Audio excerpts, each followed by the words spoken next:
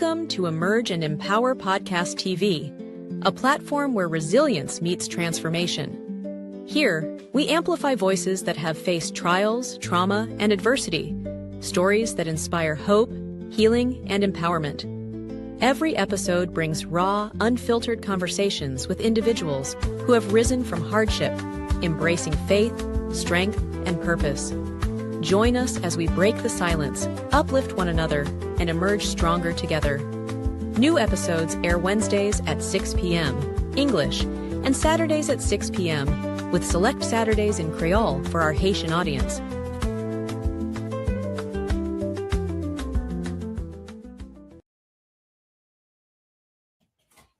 Hello, everyone, and you are now watching session 2 of Unapologetically You, which is still on the platform of Emerge and Empower with Dr. LinJ.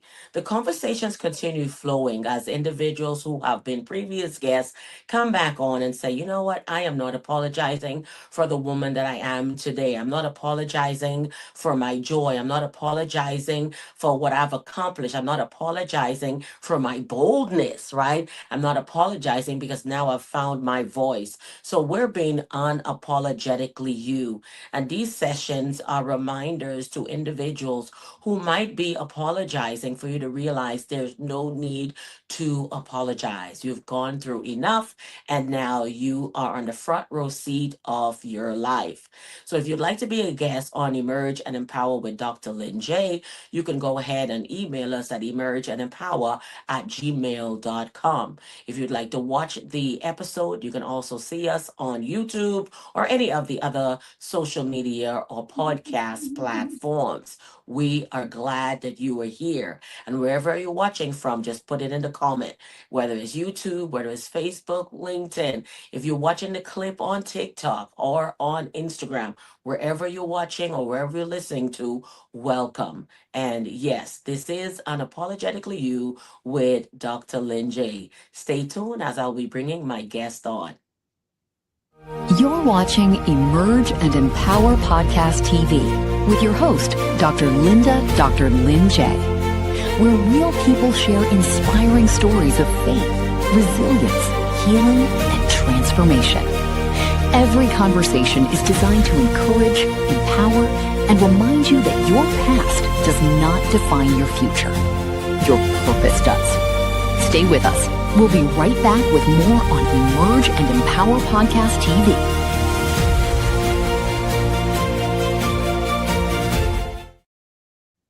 And welcome. Today, I have a previous guest. I just love when my guests come back on and say, yes, Dr. LinJ, I'm in, sign me up. I want to come back on the set. Welcome again, Michele, to Emerge and Empower with, of course, yours truly, Dr. LinJ. But here we are with another segment of conversations. And this time, it's Unapologetically You. Welcome to the set, Michele. Yeah, thanks for having me back. I'm excited. Yay! And she's having pink. I'm in my pink chair today. I didn't wear pink. I was like, know, I'm gonna wear pink. I'm like, no. But you did it. Like, great minds think alike. But I'm in my pink chair anyway. And if you look closely, I got some pink here. You're rocking some pink. And so, yeah, okay, exactly. okay. So welcome again to Emerge and Empower. And this segment again is called Unapologetically You. And I love what Michele brought in the past, and I believe she will continue to share it today as to why she's unapologetically who she is today. This session here is called Healing Without Apology. Now, that says a lot in itself. Healing without apology, because many have gone through their healing journey. It might have been 10 years, 30 years. We don't know how long, but Michele will share on today why she's healing without apology. Without apology. Okay. And so before we open up the segment, Michele, why don't you let your viewing audience know who are you? Who is Michele, right? And just give a short intro of yourself. Sure. Yeah. Well, I am a mom. I'm a Christian. I am an entrepreneur. I absolutely love this topic of being unapologetically you. It's something that I've learned and lived in various pieces of my life. But currently I am a co-owner at Speaker Stadium. So I work with former and current professional and collegiate pro athletes, and we help them become pro speakers. And then I also have my own speaking brand. It's called DJ Your, where I encourage people to be the DJ of your life. Like, you choose the tracks, you play your music, and really be unapologetically you, so that Oh my God, I love that. that you have. Yeah. I need to get on the beat. That's right. We need some jams in here. Oh yes, I need to get on the beat. I need to get on the beat. And I love that you wear so many hats. As many women today wear so many hats. And of course, you've turned your pain into purpose. And of course, it's a specialized field because you don't come across many individuals that are doing what you're doing. Yes, we have coaches for so much. But for me, it was the first time to even hear the line of work and where God has called you for athletes, and I believe it is necessary. And of course, it's for such a time as this. So as we go into our questions, I'll go into the first one that we have today, where it says, when did you realize that healing had become a priority in your life? Yes. So I've been through a few different stages. I think we'll kind of hit on a couple different ones. But in high school, my first one started in high school because I was just looking back. I realized it was because I was so overscheduled. I was going to school from like 7 a.m. to 4 p.m. after school programs in this major, like all honors classes. And so I just never slept. I never had time for myself. And so I think it was junior year, I became celiac. So this was over 20 years ago, back when gluten-free, like nobody really knew what that was. And there was no products out there. So I became celiac, and I had terrible digestive issues. It continued all through college until at one point in college, I visited a doctor, and a specialty doctor, and she said, here's your list of foods you can eat that aren't bothering you right now. And there was 5 things on the list. Okay. Now, you said celiac. Can you explain what celiac is to someone who doesn't even, probably for the first time hearing the word itself? Yes, that's a great question. So celiac just refers to an autoimmune disorder where you can't eat gluten anymore. And gluten is in wheat, barley, and rye. So all of the major bread products, cakes, things like that. And it just reached a point, especially in college, where I was waking up every morning just sobbing and crying because I really, from there, started getting so many food sensitivities that I was allergic to everything. I'm like, I can't even eat anything, and I'm only in my early 20s. What's the rest of I can't live the rest of my life like this, right? It was a make it or break it moment for sure. Wow.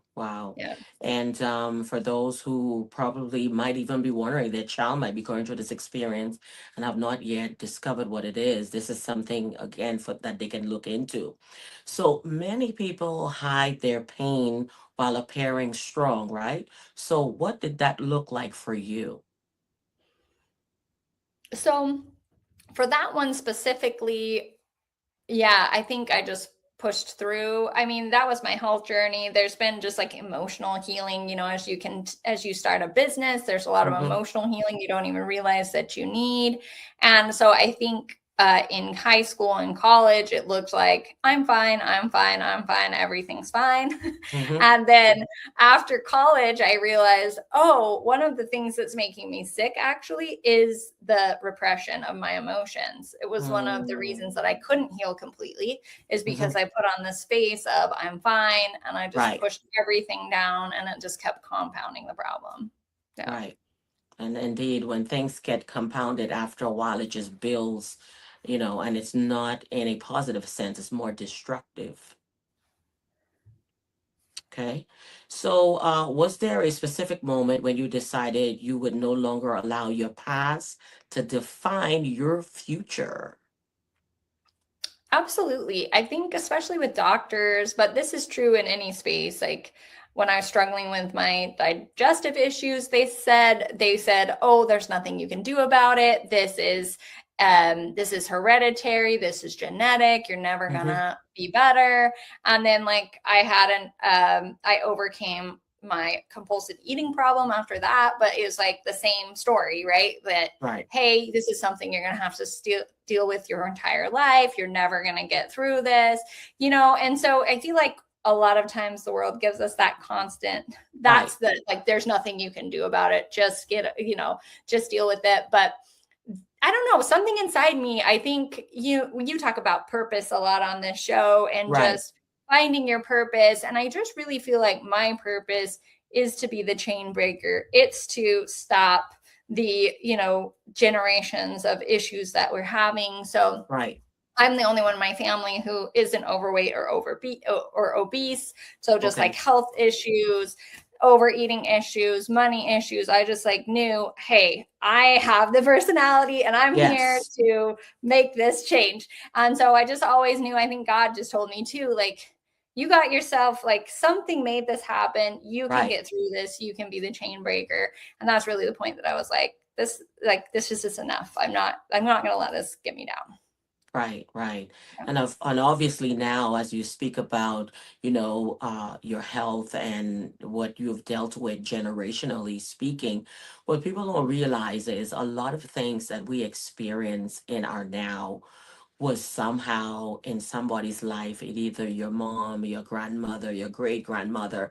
It's in your lineage. And we get to a point where, well, it's always been that way mentality. And someone have to say, well, no, if it was always that way, I don't want this to continue. So you choose a healthy lifestyle. You choose, of course, what you're eating, because you're realizing there's a lot of things that you're eating that is actually causing you to get sick. So now you have a list of foods that you already know to stay away from. Now, how does that work with your children? Are you having the same behavior with them as well, or any of them picked up the same thing?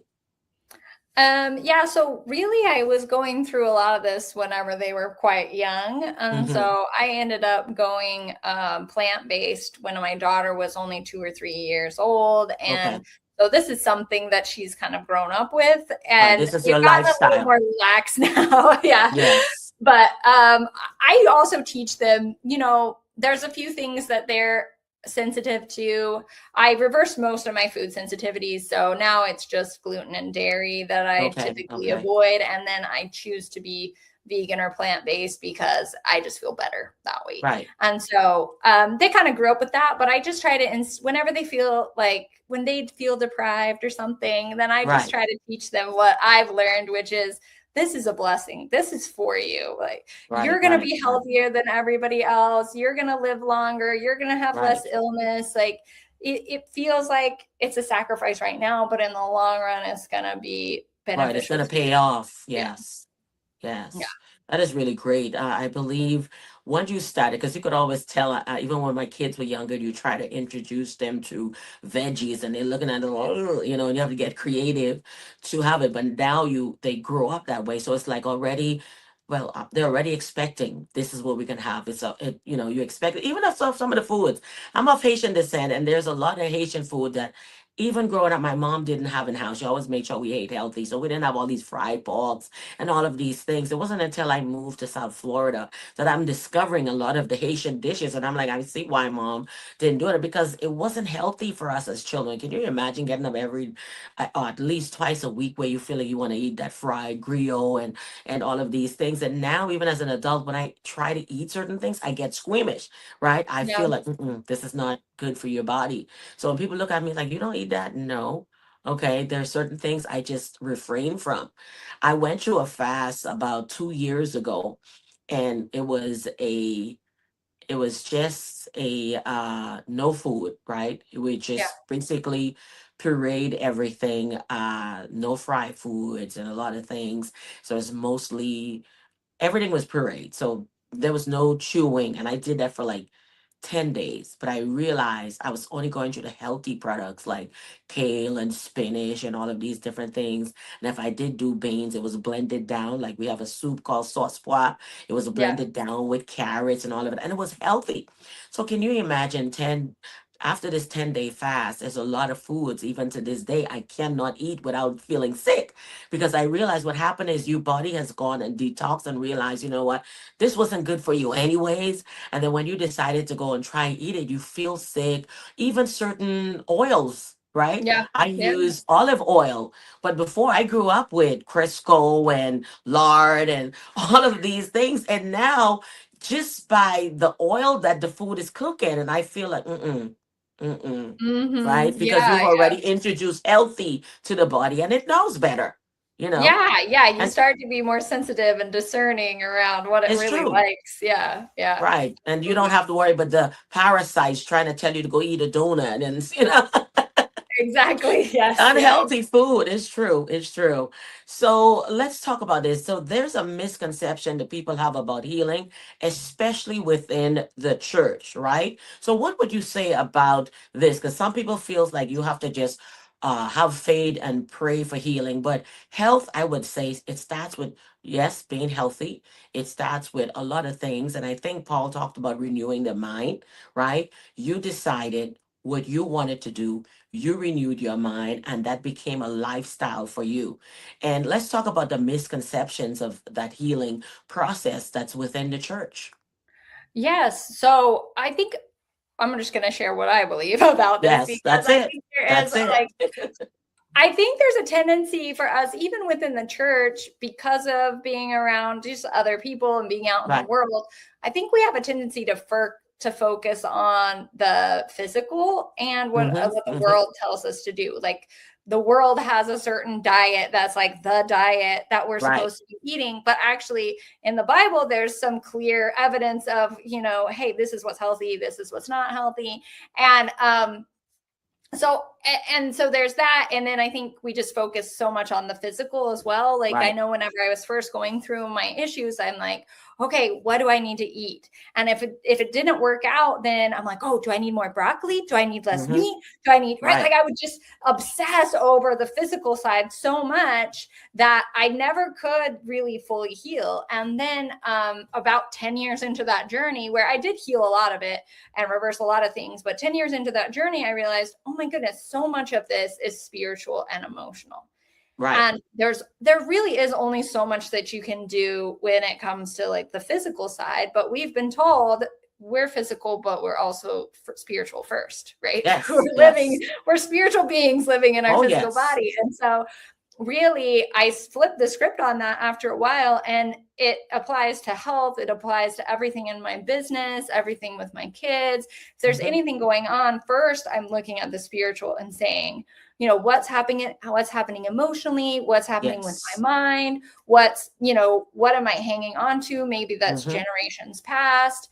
And I've actually developed this form of like visual repentance that I do, because I think at the same time, even though we do believe in Christ and we're praying, we're like, give it to us. We don't really understand how to access that healing power through Jesus. And there's a woman online, Katie Souza. I don't know if you're familiar with her, but she talks about the two sides of the power that Jesus has. And one of them is a healing power, and the other one is an enabling, like exalting power. And so a lot of times we're like praying for healing, but we don't let that light come in. So it's really like this two-part system. It's identifying, really looking at and identifying what is there, what's the spiritual, emotional source of this. Right. Then like literally handing it over. Like sometimes I visualize like literally handing it over, or putting people that I'm worried about in my hand, like, here you go, Jesus, you got them, and letting it all go. But then once you let it all go, then it's like imagining giving Jesus a hug, or like light and truth pouring into you, or things like that like you have to have the balance of out with the bad, in with the good. And right. I have like a whole thing, and like I love it. I mean, you have to have these. These are disciplines, right? And these are necessary. It's one thing to say you want healing, but then if you know you're diabetic, you also have to watch the foods that you're eating, you know, whether it's hereditary or not. It starts with a healthy lifestyle. It starts with walking. It starts with the food that you eat. All of this, sleeping, all of these behaviors, you need to have them as well. All right, healing will come, but you need to also, you know, you have to wrap your mind around, you know, what do I need to do to make me better? You understand Mhm. me? Because here it is now, okay, healing covered. You still had these bad habits. Okay. Yes. Yeah. And So you can't hey, really fully do the physical things if you're no, not healed also. So I you used to help can't. people stop overeating. And Mm-hmm. I Mm-hmm. and I really talked about like here's the beliefs that are making you eat. Right. It's not that you're broken, you don't have to be 100% healed, but you Yeah. literally believe that the food is going to save you and so you keep Right. going to the food, you know? Yeah. Yeah. So Yeah. yeah, but I've also seen such miraculous healing from like physical healing. I used to have really, really, really bad acne, and a Okay. lot of it resolved when I changed my diet. But I had to go through a series of really looking at the spiritual Mm-hmm. side and like what is causing it Right. spiritually as well Mm-hmm. before Mm-hmm. it finally went away. So Right. I think it's cool that I think as much limitations as there are in the church and our understanding, Right. we of all people understand that there is a physical side and a spiritual side, and that we Mm-hmm. have Mm-hmm. someone who can Yeah, we help must us have a who's already balance. conquered all things. Yeah. Yeah. Yeah, it's so true. So have you ever felt guilty for setting boundaries as a part of your healing? And how did that work for you? I think with whenever it came to my physical digestive struggle, Mm-hmm. it wasn't so much a struggle for me because, well, okay, I do remember feeling guilty for a while because when I went vegan, my dad, I'm originally from Wyoming, and we're meat and Mm-hmm. potatoes people, right?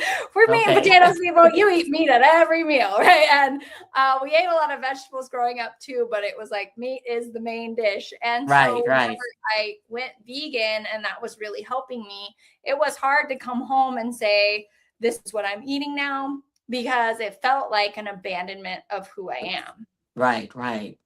And I think that is one of the big things with healing, right? Is Of uh, course.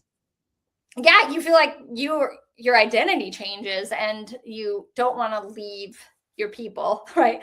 But I realized I went camping one time with my kids, and I actually don't drink either, but there was a lot of drinking and stuff going on at the Mm-hmm. campsite, and we were just walking around, and suddenly the spirit just hit me, and it said, "You left a long time ago." Right? Because Wow. my dad has this culture also of just like drinking and partying Right, right, and a lot of that, and I've never been a part of that, but I've still been part of the family. And right. so it was just this message to me that like you've been uniquely you for a long time, and they Yep. still love you, and you're still part of the family, Mm-hmm. and Mm-hmm. you can be this part, like you can adapt this, you can be vegan and still be part of the family. They'll figure it out Exactly. eventually Yes. and accept it eventually, Mm-hmm. right? Or Right, not, but you're not going to be ostracized just because right. you eat differently, right? But the guilt was there because here it is, you're changing your lifestyle. Here's what I used to do, but I'm not doing anymore. Why not? You know, of course, in your Yeah, mind, or even if don't you somebody like did, it with food too? Like, don't you like it? I worked so yeah. hard. Why aren't you eating it? Why not just this Mm-hmm. once? Yeah, there's a lot. Mm-hmm. I'm sure. I'm sure. So let's talk about faith then. What role did faith play in your healing journey on the moments when you question God? Did you ever question God? So, yes, not with my body healing journey, but whenever I became an entrepreneur, my religious I go to the Church of Jesus Christ of Latter-day Saints, and growing Okay. up in the congregations that I grew up, there was this strong emphasis on you should not work, your place is in the home, which sounds really old-fashioned now, but like Right. but that was the language then, was like Mm-hmm. you're Mm-hmm. supposed to be a mom, that's your highest calling, don't work outside of the home. But I always just felt really called to do something big Right. outside of the home. And so whenever I kept feeling that calling, so when I started my business, actually, I felt like in some ways it was hard to reconcile because it was a calling that later I realized, hey, God put these desires in me. He has something for me to do. This is my purpose. But at the time I felt like I'm betraying God. Like he told me this is what I'm supposed to do, and I'm choosing to go do this other thing. And so it was a wrestle for a long time. And I almost like left going to church. I stopped reading my scriptures as much, stopped praying as much, because I just felt like, I'm not serving him. He's not happy with me because I'm not doing what he wants me to do. And so it was a difficult journey to just finally realize, hey, you know what? He's putting those desires in you. There's a reason he's called you to that. You can do all of it. You can be a mom and do the work. Yeah, because I remember I was like 12 to 13, and we used to have the missionaries come over, and I met a few of them. I think one came from Canada, and they were talking about the faith and everything. And I believe, because I went through a series between the age of 12 to like 15, trying to decide, what faith, what religious sect really was speaking the Bible as a whole and not just man-made rules. And I find religion is one of those where they keep you in a box, in a religious culture that is not biblical.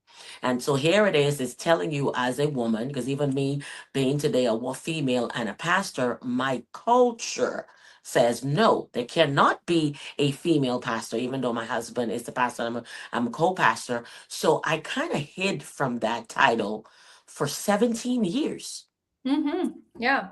Okay. Today, I'm not apologizing, because I realized I was listening to what folks were saying, but then God was calling me to work.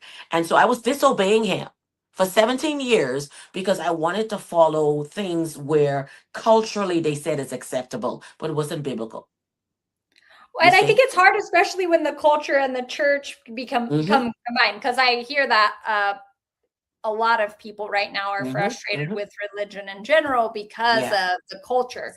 But I think we really need to understand that there's a difference. Like, no church is going to be perfect. It's made up of people, right? We're going to have culture, but we need each other. We need community. We need each other. We're doing the best we can. We're encouraging each other. So like being able to, like you're doing, being able to separate, there's a culture of the church and there's the doctrine of Christ. And those are two different things. And you can belong to the church and you can be a part of the culture, but you don't have to be a part of all of it if the doctrine and if the Spirit is calling you to something else. Exactly. I think that's a big, it's a hard thing to be unapologetic about, because I mean, it took me a while. It was almost like shame was there. Like, oh, I don't want to. 100%. It was not easy. In our church culture too, it's very like, for a long time, and even now, like, you wear a dress to church. You do not wear pants to church. I still don't. I was raised up in that culture of females don't wear pants to church. So even though everything is more laid back, you won't see me in it, because that's indoctrinated in me. That's embedded. Yes. Well, like, everybody at my church still wears dresses, like skirts. Nobody wears pants, but and so during COVID, I was kind of having my reawakening, understanding who I am, coming out in a way, not sexually, just like for myself. I do get a little bit of questions sometimes, but I started wearing pants because I just don't like skirts. It's just not my personality. I have a more masculine personality, and I just like to dress with pants. And I love jackets and I love bright clothes, but I started wearing pants to church, and I felt like that, like shame, like, oh, how can I do this? But I've had several people come up to me and say, thank you so much for being willing to stand up and be who you are. There was unapologetically. Exactly. There's like an older lady in our church, and she's like, I'm cold. She's like in her 80s, late 80s. Mm-hmm. She's like, I'm cold.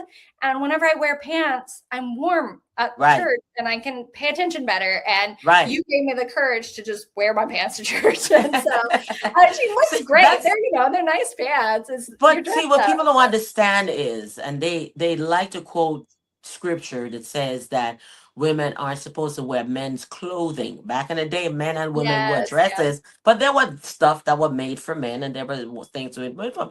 As long as you were even female clothing, you're not, because I was a tomboy, believe it or not. Growing up, I was a tomboy until I was like 16 years old, and the Yeah. church tried to take that tomboy out of me. I'm a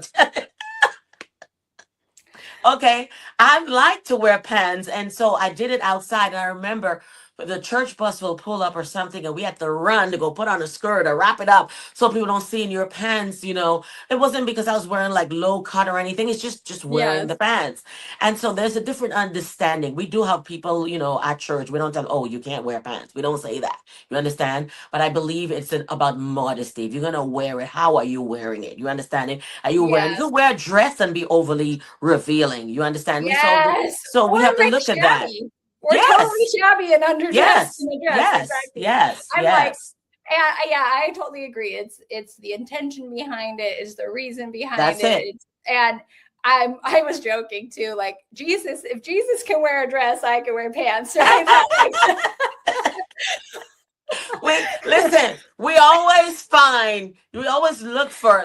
I'm doing a study right now. It talks about culture versus Bible. Culture will say, well, if everybody else is doing it, right? So Yes. sometimes we get caught up into the things of culture. But again, if we're going to go in a Bible sense, all the Bible says is just to dress in modesty and for women not to wear men's clothing. But if you have a woman's pants, shirt, jacket, you don't understand me, that you have on, it doesn't mean that you're trying to be a male, you're trying to be a guy. You understand me being tomboy is because of the hurts and the things that I went through. And I'm not going to lie to you, I went to a point in my life that I hated being a girl because I figured if I wasn't a girl, the things that I went through as a child would not have happened to me. Yeah, You yeah. understand me? So that made me not want to be a part of that feminine part of things, if that be the case. You understand?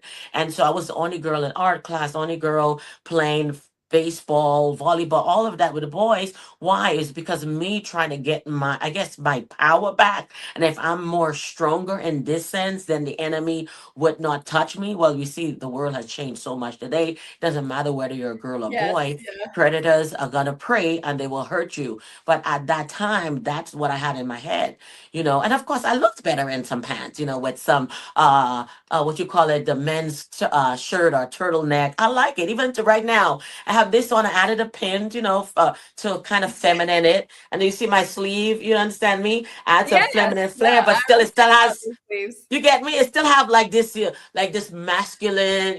I just like that look. So yeah, I'm not apologizing. But I don't know if I'll get to that point yet to walk into church yet with pants. So But I think too, it goes back to, I love and like my DJ your message of just like I love The Voice. I don't know if you've heard, or if whoever is listening, if you've never watched The Voice, it's this show that's like a competition where they bring in a bunch of different singers, and then the judges are like judging the singers, and then they're right. helping them and there's different competitions. But Mm-hmm. I love that show because every singer is totally different. They have a different personality. They have a different genre that they're singing. But the ones that win are the ones that are most themselves. Exactly. Right? They're the ones that really understand who they are, and they're not afraid. They're unapologetic. They're not afraid to be them, and they just shine in who they are. And that's what inspires us. It isn't being the same as everybody else or dressing the same. It's like, and it's with your outfits and our fashion too. When our fashion aligns with who we are, that's when it shines. Like it took me a year to figure out this is my hair, right? And I love it. I love it. But people started resonating with it because it is a reflection of who I am. And not everyone can wear this hair, but like it's who I am. And so people are like, oh my gosh, I love your hair. But like I do. It's uniquely you. Yeah, it's uniquely you. And when people see you, they know, you know what, this is her look. and there's no apology for that. That's it. Yes, and so Man, let me tell you, there's so much. Listen, everyone that's watching, we're just flowing in conversation, and this is how comfortable it is to be on Emerge and Empower with Dr. LinJ. Okay, I'm cool. Okay, I'm cool. you are I don't cool. bite. Cool. I don't bite. So let's go into some practical steps that help you move from surviving to truly healing. Now, we talked about food. We talked about your fate. What else did you incorporate?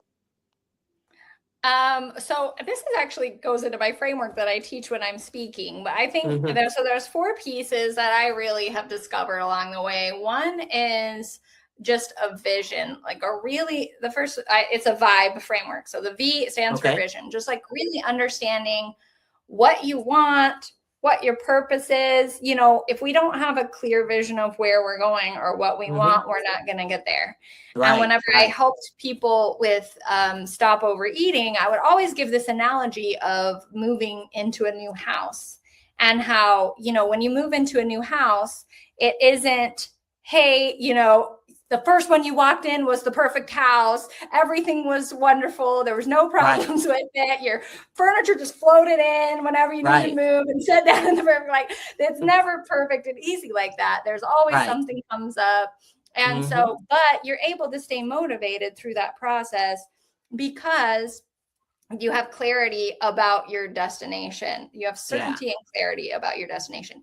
Whenever you buy a new house, exactly, you're always visualizing what it is. Yes. You know exactly how many rooms you want. You know what colors you want to paint on the walls. You know if you want it in what neighborhood you want it in, how big is your yard, like all those things. You visualize in minute detail exactly what you want. Right. And because you visualize that and because you know that you can get it, that's why you ultimately end up in that house. So it's really being super clear about what you want and believing that you can have it. Yeah. I think that's the number one. And then the I is identity, like understanding who you are. What are your strengths? Not trying to do it everybody else's way. Because in business, I've tried I hired so many people. They're like, hey, if you want to be successful, you got to go on Facebook and do this, and this. Or if you want to be successful, you've got to do one-on-one sales, right? So everybody has this recipe for success that it's like going to work for you. But if it doesn't align with who you are, it's not going to work for you. Indeed. And with healing, it's the same thing. Like if you, for me, it was vegan, but like, depending on your culture or what works for you, like if it doesn't work for you, it's not in alignment with you, you're not going to be able to do it long-term. And so it's not going to work for you. And then the B stands for build, like building a support system and a process for this. So, with health things, it's about building your plan, building your supportive community who's going to help you. For business, it's about building your team. You can't do business alone. You, even on this amazing podcast, you've got a team member that's here doing it the entire time. Behind the scenes, yeah. So you have to have that support. You can't do it alone. And you have to have some kind of plan or a system or it's not going to work. And then my E is enjoy because kind of going off of some of the other things that we were already saying, I think for me, fun is the strategy. It's not the reward. That I truly believe that God puts our desires in our hearts. The things that are lighting you up are the things that you're supposed to be doing next. It is your compass. And so if you're constantly like suffering or doing it the hard way, we're not listening to the Spirit, we're not following the Spirit if we're constantly, if it's hard, if it's a struggle, because God has made the path easy if we follow him, and he's made it enjoyable, and he's given us these desires that he's going to open the way if we listen and have courage to follow. Wow. Well, Michele, I would like to keep you on, but I'm sure you won't be a stranger for our next segment. And I would like to close with this line, and I want you to think about it, and you can express that, because this is a segment called Unapologetically You, right? So today, you're going to end this sentence. Today, I'm unapologetically healing because.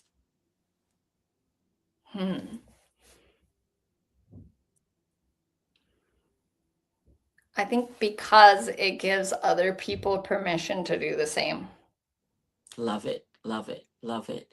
Now, to those who are watching today, what would your message be to them as we are on this unapologetic journey? I think the biggest message is that the highest value that you can give other people, the way that you can serve them the most and have the most success in this world is Hmm. by being unapologetically you. It's God gave you all the talents and the personality and the special experiences. I mean, he Hmm. made you especially in this way. Nobody else is made this way. And Right. literally, if you just give yourself permission to be who you are at the highest level, then other people are going to see that and they're going to respond to that and benefit from it. Wow. So, Michelle, I do thank you. And I believe, like you say, you've been working with professionals. So she is a pro, okay, at what she does. And I believe that you watching today won't, if you forgot anything else that Michelle said today, I would go back to that acronym. I would replay what the VIBE acronym means and apply that to your everyday life. Apply that to your business. Apply that to whatever it is. If you're a student, apply that. Just use it in your everyday life. And then you'll come to a point where you'll say, you know what? I'm unapologetically me. All right. You still love God. Nothing changed about that.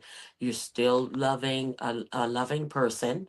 But yes, we do have to set the boundaries and no, we don't have to do everything that everybody else is doing. That's why you're saying you're not apologizing for who you are. Okay. So if you want to be vegan, you want to be pescatarian, listen, I believe with everything you have to have moderation. Too much of anything is not good. So if you start there, you it will be a recipe for something positive. And you will definitely say, I'm unapologetically who I am today. So if this segment have touched you in any way through your healing process, to let us know, reach out. I would also have the links in the bio for Michelle so you can connect to her if you find her relatable and say, hey, I need coach. And that was the word that was with us last year. I was like, coach, hey, coach. So coach is back on. I remember that now. So coach is back on, all right, and you can reach out. And if you are an athlete, she's already up that alley. That's probably what you're looking for. She's definitely a perfect fit. So Michelle, I want to thank you so much for being on Emerge and Empower with me here on today. And again, we are not apologizing for who we are. Unapologetically you. Until next time, everyone. Thanks for watching, and bye.